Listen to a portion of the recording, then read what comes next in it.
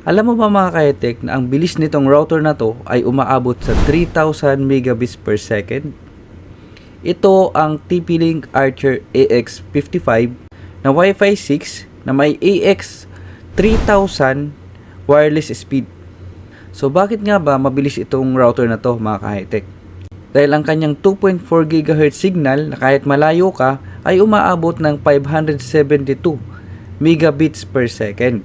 At ang kanya namang 5 GHz or 5G signal niya na kung malapit ka ay umaabot ng 2,402 megabits per second. So anong pagkakaiba mga ka-high-tech ng Wi-Fi 5 or Wi-Fi mga dating router natin dito sa router na to? Dito sa Wi-Fi 6 router. Para kasi yung mga ka-high-tech na daan, parang kalsada. Yung mga router natin na mga luma, baka one lane pa lang yan mga ka-high-tech. At ito naman, kung Wi-Fi 5, sabihin natin dalawang lane na yan mga ka-high-tech. At itong Wi-Fi 6 naman mga ka-high-tech, itong router na klase ng router na to ay Wi-Fi 6, mga 4 lanes na to ng kalsada.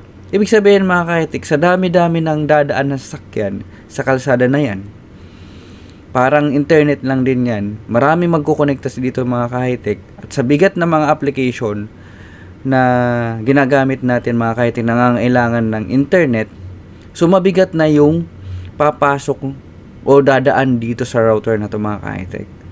So kung mabigat na yung mga ka-high-tech at mga luma pa yung mga router nyo mga ka-high-tech, so kaya mabagal yung internet. Lalo kung marami kayong kukonect.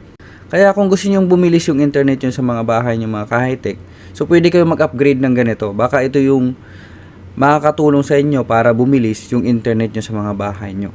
So kung gusto mong bumili ng ganitong router mga ka-high-tech, nasa yellow basket at comment section ang link. So kung gusto mo pang malaman yung mga ibang features nitong router na to mga ka-high-tech, kung bakit maganda tong router na to mga ka-high-tech, panoorin nyo yung next video ko. Follow for more mga ka-high-tech for more tech tips and gadget reviews.